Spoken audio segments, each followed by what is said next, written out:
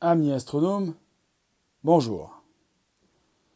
Je suis Frédéric Bertoni de la chaîne Fred l'astronome.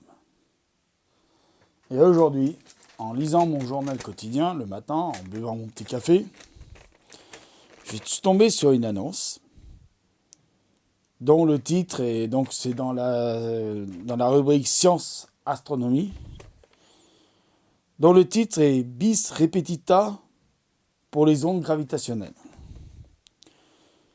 Donc il y a une photo, je vais essayer de vous montrer. Ah, une photo. Sur la photo, c'est écrit un trou noir au cœur d'Abel, 2597 à 24 000 années-lumière. Donc, l'article, il dit quoi? Il est en deux parties. Donc, dans la première partie, il dit « Des vaguelettes arrivées du fond de l'espace-temps ont fait vibrer une nouvelle fois les puissants interféromètres installés aux États-Unis.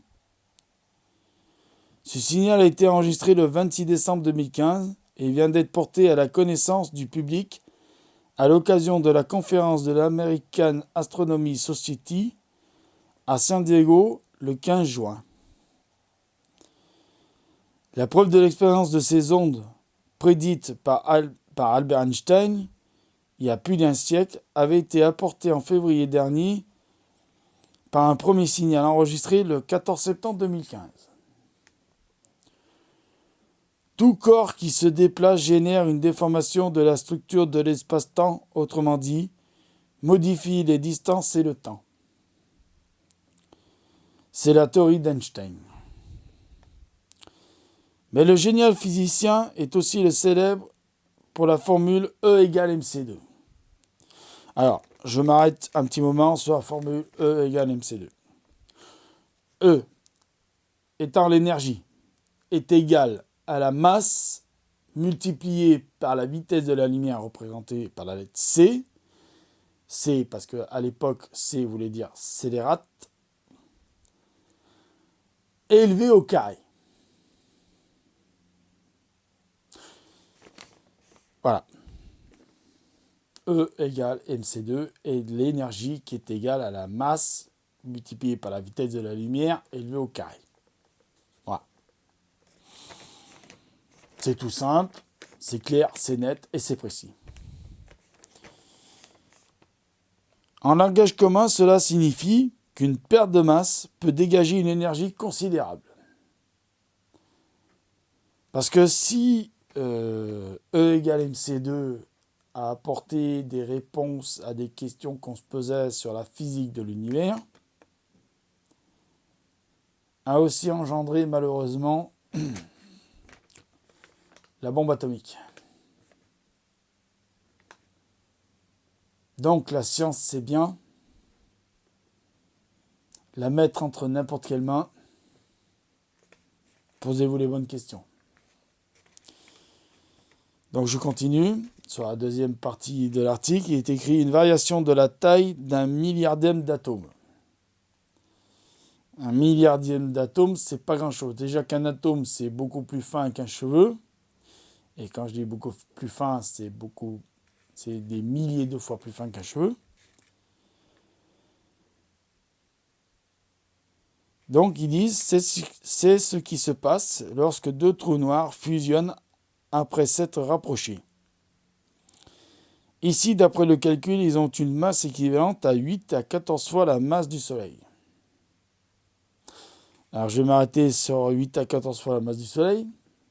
C'est vrai, il y a des trous noirs qui se promènent dans la galaxie, qui ne sont pas au centre de la galaxie, mais qui se promènent autour de la galaxie, qu'on appelle des trous noirs intermédiaires, qui sont pas très gros, qui sont pas une grosse masse, et qui n'ont rien à voir avec la masse du trou noir qui se trouve au centre de la galaxie.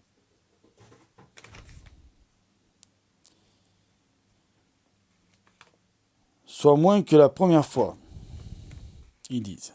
Donc, l'onde résulte de la dernière fraction de seconde précédant cette fusion. Elle a voyagé à la vitesse de la lumière à 300 000 km par seconde pendant 1,4 milliard d'années. avant d'être détectés.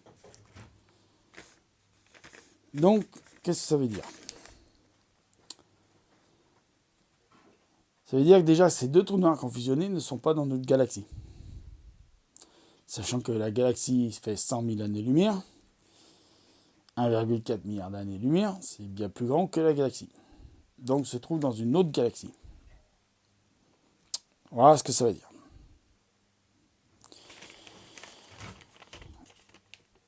Alors, une variation infime de l'ordre d'un milliardième de la taille d'un atome. Selon les chercheurs, d'autres détections sont probables dans l'année.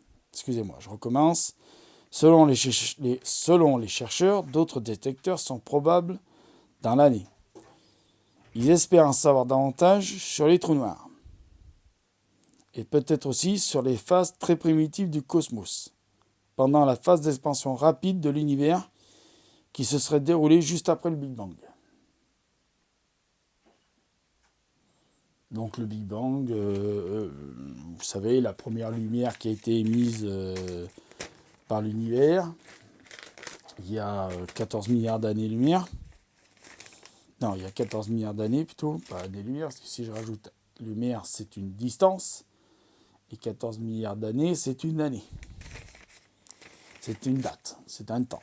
Voilà. Dans le calendrier cosmique, c'est un temps. Voilà. Donc je voulais vous faire cette petite vidéo pour vous informer qu'ils ont découvert, encore une fois, des nouvelles ondes gravitationnelles et que les scientifiques espèrent en découvrir d'autres, ce qui confirmerait encore que M. Albert Einstein y avait raison. Amis astronomes, mettez tous les petits commentaires que vous voulez, mettez les petits pouces en l'air, les petits pouces en bas, mais surtout, mettez l'œil à l'oculaire. Et en même temps, abonnez-vous. C'était Frédéric Bertoni sur la chaîne Fred l'Astronome. Au revoir.